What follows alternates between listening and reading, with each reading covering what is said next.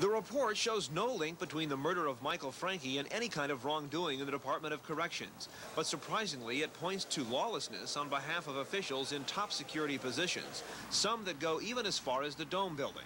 The report says as many as 15 prison officials may be involved. Those names were not released.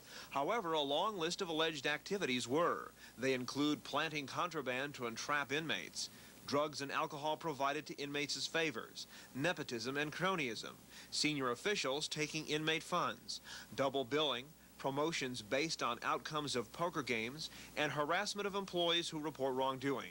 After 3 months of investigating, the man that Governor Goldschmidt appointed elaborated on the charges. Surprised? I'm not sure that I was surprised. I was troubled by it, particularly within some of the institutions. The almost siege mentality that they had in some of them, where if there was something that didn't look quite right, the aim was to get it covered up. The names will be handed to Fred Persh, the head of the Department of Corrections. He says if there's enough evidence for criminal prosecution, he'll turn it over to the district attorney.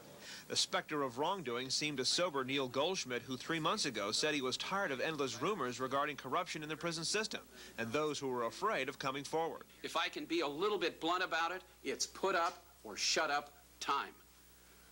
If folks have this information, they finally, I think, are in a position not to be complaining that there's no place to deliver it. Today, Goldschmidt acknowledged the fear factor of employees who want to report wrongdoing. I do recognize, after talking to the judge and visiting with some state legislators, that there are individuals who continue to be frustrated about the circumstances in which they find themselves, which is mostly that they've always feared reprisal for saying anything. Prison Chief Fred Persh also learned a valuable lesson in the past 3 months. You know, I think Judge Warden's work has in fact facilitated that. In fact, some have begun coming to me for the first time in the last 60 to 90 days, which didn't occur in the first 6 months I was here. However, the judge did not find evidence to support a link from the wrongdoing to the murder of Prison Chief Michael Francke.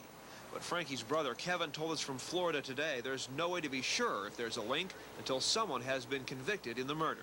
I'm encouraged that Governor Goldschmidt has come around 180 degrees from just a few months ago, from where he was asking where does all this BS come from, that it's now abundantly clear that all this BS was certainly right in front of him and all he needed to do was pick up his shoe to find out what he'd stepped in.